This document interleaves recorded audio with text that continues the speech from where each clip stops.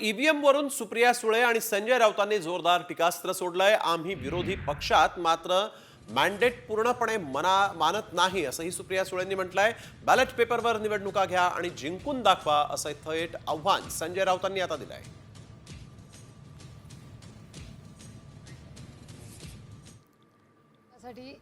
आम्ही सहकार्य करणं अशक्य आहे, पण देशाच्या हितासाठी, राज्याच्या हितासाठी काय असेल तर इश्यू बेस्ड चर्चा होऊ शकते। पण आता आम्ही विरोधी पक्षात आहोत।